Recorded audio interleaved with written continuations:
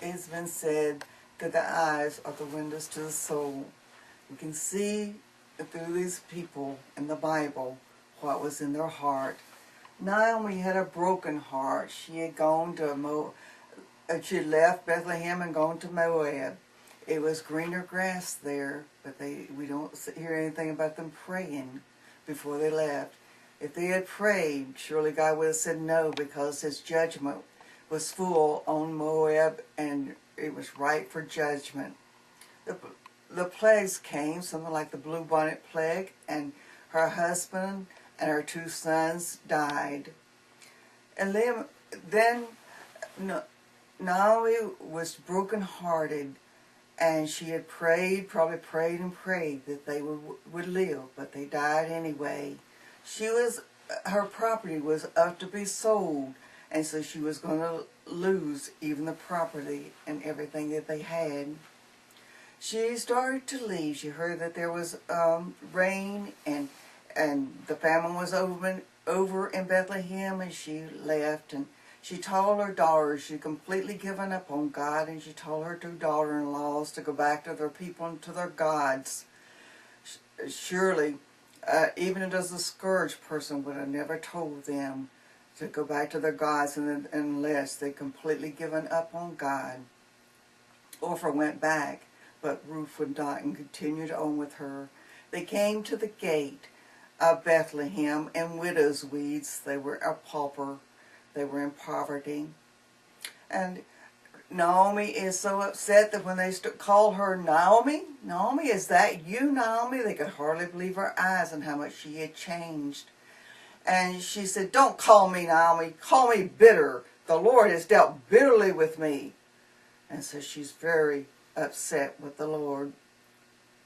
But Ruth met Boaz, and they had a little boy, and God turned everything around. He made her slumbering chords in her heart to vibrate once more, because Obed was given to her to raise up an inheritance, for her sons had died, and her husband. And they said of Ruth that Ruth is better to you than 7 sons. And so God fixed her broken heart and gave her so much more than she ever had before. Then we read about Ruth that had the trusting heart. She trusted God. And she went out and left her family. She left her land and her gods. And she went out like Abraham, looking for a city whose builder and maker was God. And she walked right into her glorious destiny. Another one is King Saul. He had jealous eyes. If we could see his eyes, they would be green with envy. David had come to the palace to live at the request of King Saul, who had moods of depression, and David would play with him, for him on the harp, and then he would revive and get stronger, and those moods would leave him. But then David and King Saul and Israel went to war.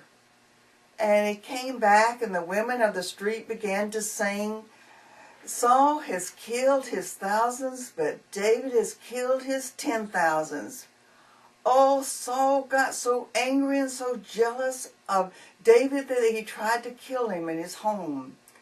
And Jonathan, his son, which was such a good son and such a good person, told him to leave. David, it's not safe here, and he gave him his bow and arrow and gave him some other things and told him to leave. And so David left, but King Saul hunted David down just like you would a dog or something, or an animal, and he had to hide behind rocks and in caves, and for many years he ran for his life because King Saul hated him so much. But King Saul and Jonathan died in battle, and David became king after King Saul. He started out good, but then he turned and sought the ones in witchcraft, and those that could, fortune tellers, to tell him the future. So he turned his heart from God, and God caused him to die.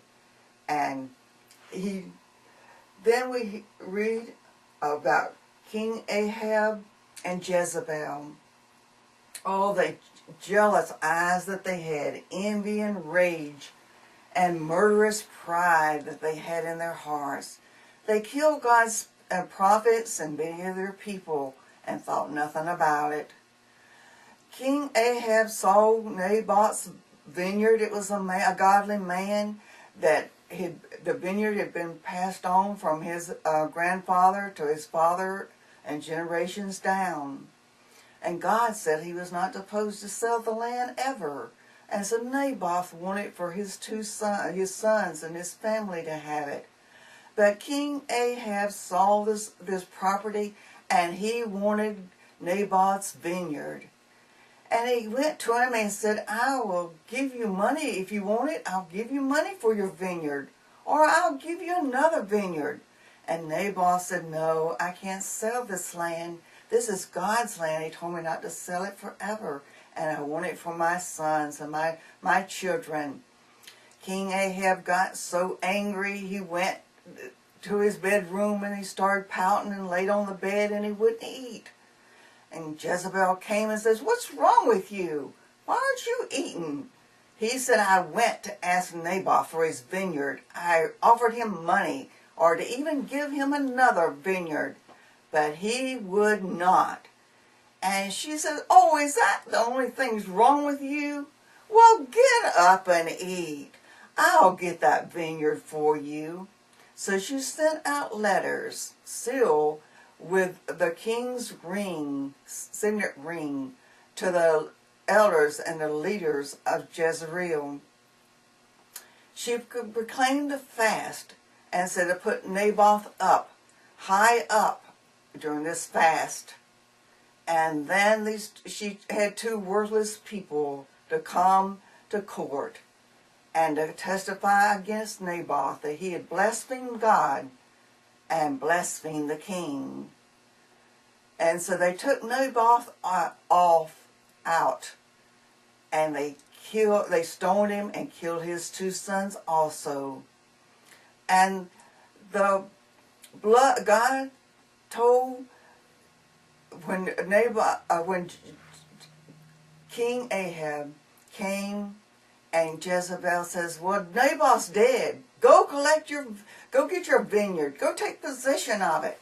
So he went down to take possession of it. He was riding the chariot, and God told Elijah, his athlete, if he was in the Olympics today, I'm sure he could win every running event that they had, because God told him to run and go and meet King Ahab as he goes to take over Naboth's vineyard.